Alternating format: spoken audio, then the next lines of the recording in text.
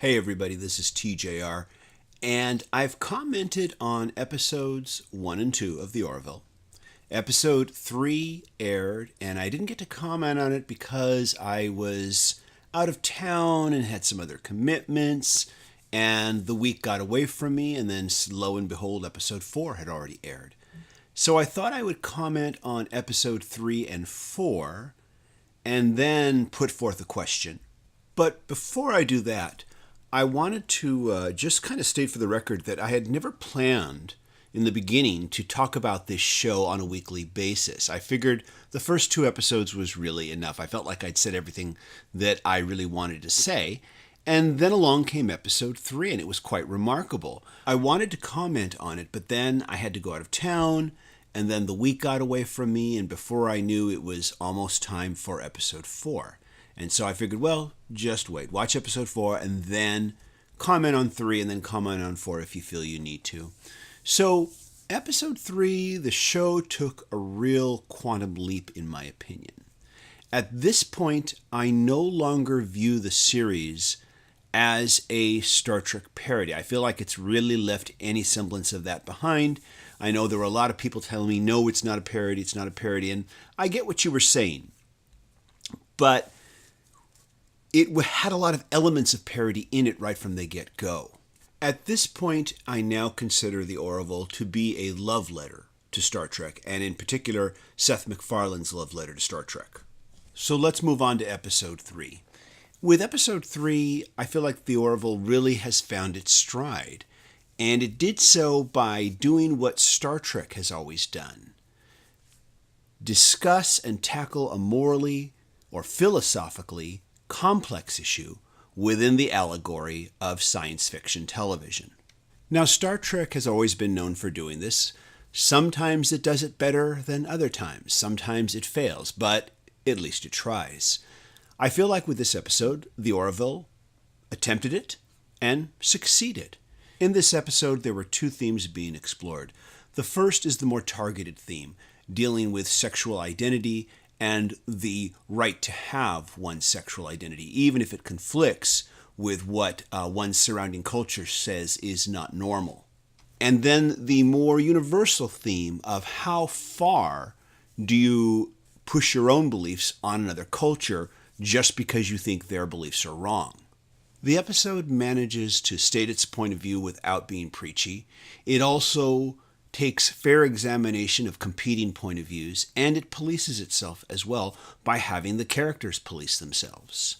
It also handles the ending well by going for an ending that feels real as opposed to gratuitous. Also, I would say that 90% of the comedy worked well within this episode. All of the comedy stayed away from parody and instead was derived from characters and situations.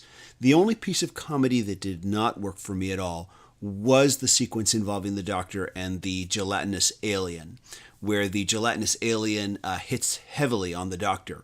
For me, this didn't work because this is a military or quasi-military type of vessel where there are professional codes of conduct.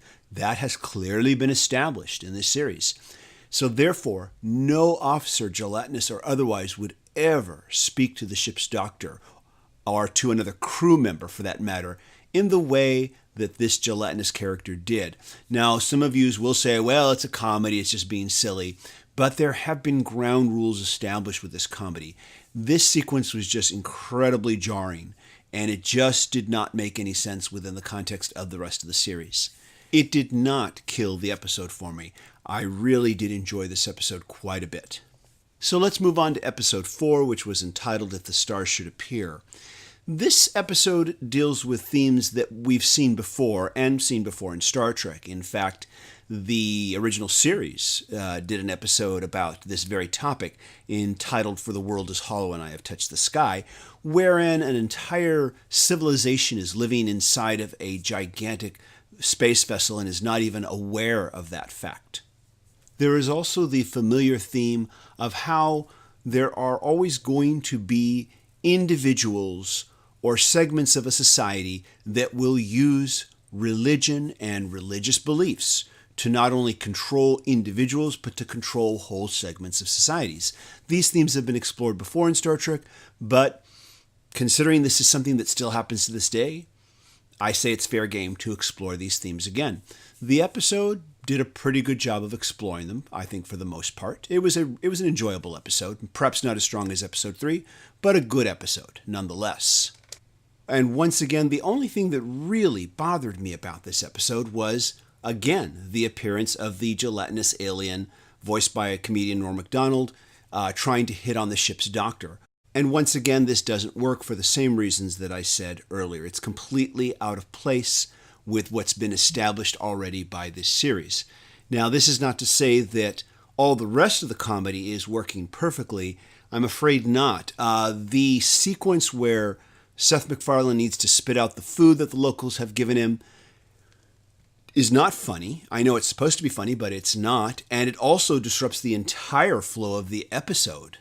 In fact, at this point, I think the biggest criticism I can give the Orville is not the Star Trek portion of it. It's getting the Star Trek portion of it down pat. What it's having trouble struggling with is the comedy. At times, the show feels kind of schizophrenic with its comedy. It gets the Star Trek portion so well.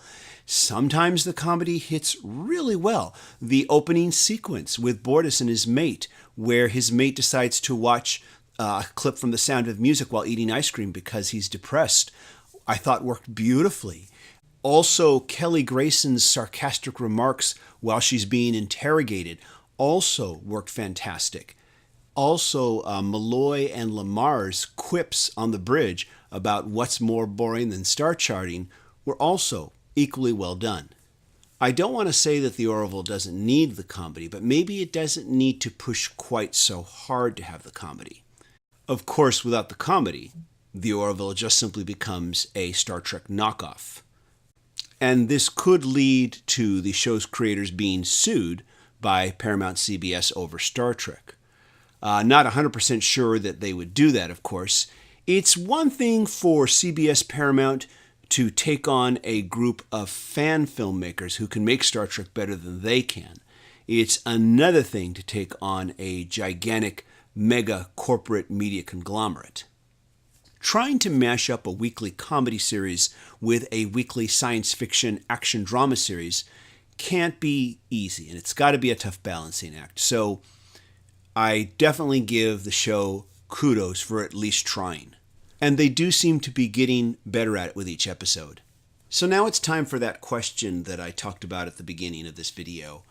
Initially, I was not planning on commenting too much more beyond the first 2 episodes. There's been a lot of response to the last 2 videos, and I want to see how this video goes, but let me know if you'd like me to continue to comment on this series regularly or semi-regularly. And by the way, if you are curious to know what I think about the new official Star Trek series entitled Star Trek Discovery, I will be doing a video on the first 2 episodes very shortly. And once again, let me know what you think. I really do look forward to reading all your comments. I do read all your comments. I can't always respond to everybody, but I do read them all. And so thank you again, everybody, for watching. I really do appreciate it. Take care. Bye-bye.